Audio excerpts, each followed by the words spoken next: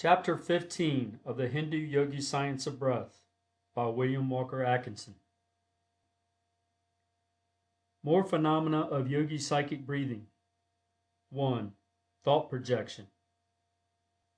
Thoughts may be projected by following the last mentioned method, distant healing, and others will feel the effect of thoughts so sent forth, it being remembered always that no evil thought can ever injure another person whose thoughts are good. Good thoughts are always positive to bad ones, and bad ones always negative to good ones. One can, however, excite the interest and attention of another by sending him thought waves in this way, charging the prana with the message he wishes to convey. If you desire another's love and sympathy, and possess love and sympathy for him, you can send him thoughts of this kind with effect, providing your motives are pure. Never, however, attempt to influence another to his hurt, or from impure or selfish motives, as such thoughts only recoil upon the sender with redoubled force, and injure him, while the innocent party is not affected. Psychic force when legitimately used is alright, but beware of black magic, or improper and unholy uses of it, as such attempts are like playing with a dynamo, and the person attempting such things will be surely punished by the result of the act itself. However, no person of impure motives ever acquires a great degree of psychic power, and a pure heart and mind is an invulnerable shield against improper psychic power. Keep yourself pure and nothing can hurt you. 2. Forming an aura.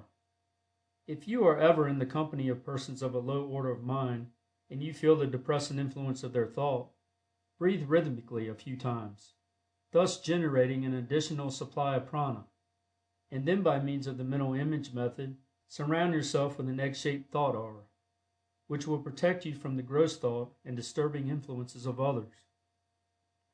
3. Recharging yourself.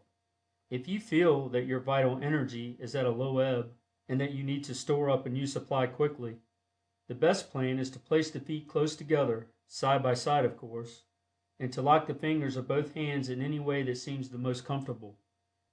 This closes the circuit, as it were, and prevents any escape of prana through the extremities. Then breathe rhythmically a few times, and you will feel the effect of the recharging. 4. Recharging others. If some friend is deficient in vitality, you may aid him by sitting in front of him, your toes touching his, and his hand in yours. Then both breathe rhythmically, you forming the mental image of sending prana into his system, and he holding the mental image of receiving the prana. Persons of weak vitality or passive will should be careful with whom they try this experiment, as the prana of a person of evil desires will be colored with the thoughts of that person, and may give him a temporary influence over the weaker person. The latter, however, may easily remove such influence by closing the circuit, as before mentioned, and breathing a few rhythmic breaths, closing with the cleansing breath. 5. Charging water. Water may be charged with prana by breathing rhythmically and holding the glass of water by the bottom in the left hand, and then gathering the fingers of the right hand together and shaking them gently over the water, as if you were shaking drops of water off of your fingertips into the glass. The mental image of the prana being passed into the water must also be held. Water thus charged is found stimulating to weak or sick persons, particularly if a healing thought accompanies the mental image of the transfer of the prana. The caution given in the last exercise also applies to this one, although the danger exists only in a greatly lessened degree. 6. Acquiring mental qualities. Not only can the body be controlled by the mind under direction of the will, but the mind itself can be trained and cultivated by the exercise of the controlling will. This, which the Western world knows as mental science, etc., has proved to the West portions of that truth which the yogi has known for ages. The mere calm demand of the will accomplish wonders in this direction, but if the mental exercise is accompanied by rhythmic breathing, the effect is greatly increased. Desirable qualities may be acquired by holding the proper mental image of what is desired during rhythmic breathing. Poise and self-control, desirable qualities, increased power, etc., may be acquired in this way. Undesirable qualities may be eliminated by cultivating the opposite qualities. Any or all the mental science exercises, treatments, and affirmations may be used with the yogi rhythmic breath. The following is a good general exercise for the acquirement and development of desirable mental qualities. Lie in a passive attitude, or sit erect. Picture to yourself the qualities you desire to cultivate, seeing yourself as possessed of the qualities, and demanding that your mind develop the quality. Breathe rhythmically, holding the mental picture firmly. Carry the mental picture with you as much as possible, and endeavor to live up to the ideal you have set up in your mind. You will find yourself gradually growing up to your ideal. The rhythm of the breathing assists the mind in forming new combinations, and the student who has followed the Western system will find the yogi rhythmic a wonderful ally in his mental science works. 7. Acquiring physical qualities. Physical qualities may be acquired by the same methods as above mentioned in connection with mental qualities. We do not mean, of course, that short men can be made tall, or that amputated limbs may be replaced, or similar miracles. But the expression of the countenance may be changed. Courage and general physical characteristics improved by the control of the will, accompanied by rhythmic breathing. As a man thinks, so does he look, act, walk, sit, etc. Improved thinking will mean improved looks and actions. To develop any part of the body, direct the attention to it while breathing rhythmically, holding the mental picture that you are sending an increased amount of prana, or nerve force, to the part, and thus increasing its vitality and developing it. This plan applies equally well to any part of the body which you wish to develop. Many Western athletes use a modification of this plan in their exercises. The student who has followed our instructions so far will readily understand how to apply the yogi principles to the above work. The general rule of exercise is the same as in the preceding exercise, acquiring mental qualities. We have touched upon the subject of the cure of physical ailments in preceding pages. 8. Controlling the emotions. The undesirable emotions, such as fear, worry, anxiety, hate, anger, jealousy, envy, melancholy, excitement, grief, etc., are amenable to the control of the will, and the will is enabled to operate more easily in such cases if rhythmic breathing is practiced while the student is willing. The following exercise has been found most effective by the yogi students, although the advanced yogi has but little need of it, as he has long since gotten rid of these undesirable mental qualities by growing spiritually beyond them. The yogi student, however, finds the exercise a great help to him while he is growing. Breathe rhythmically, concentrating the attention upon the solar plexus and sending to it the mental command, "Get out." Send the mental command firmly, just as you begin to exhale, and form the mental picture of the undesirable emotions being carried away with the exhaled breath. Repeat 7 times, and finish with the cleansing breath, and then see how good you feel. The mental command must be given in earnest, as trifling will not do the work. 9. Transmutation of the reproductive energy. The yogis possess great knowledge regarding the use and abuse of the reproductive principle in both sexes. Some hints of this esoteric knowledge have filtered out and have been used by Western writers on the subject, and much good has been accomplished in this way. In this little book, we cannot do more than touch upon the subject, and omitting all except a bare mention of theory.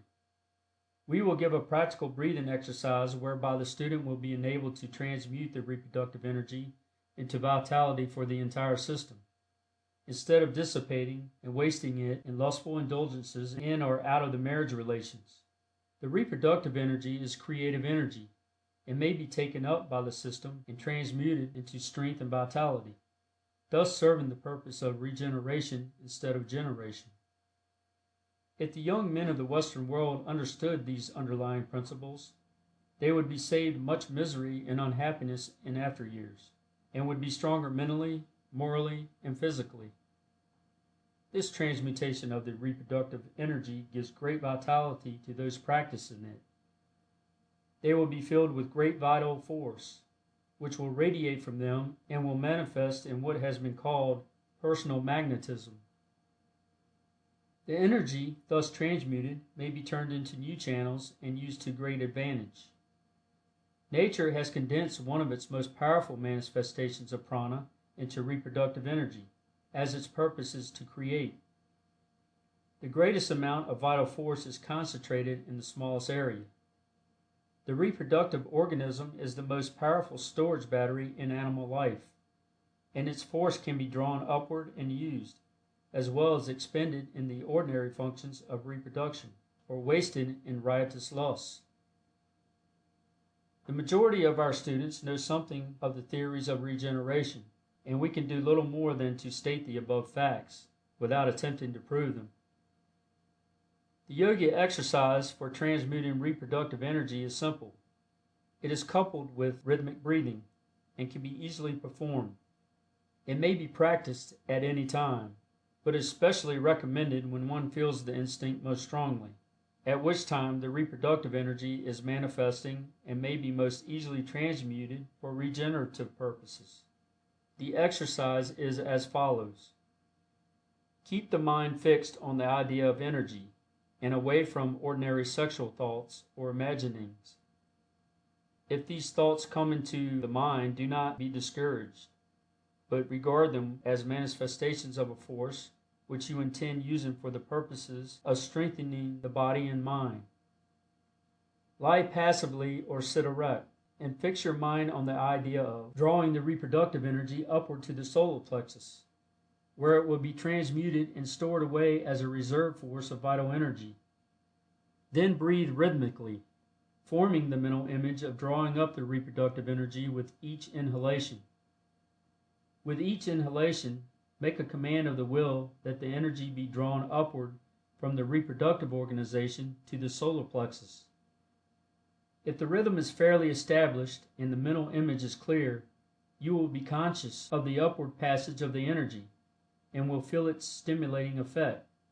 If you desire an increase in mental force, you may draw it up to the brain instead of to the solar plexus by giving the mental command and holding the mental image of the transmission to the brain.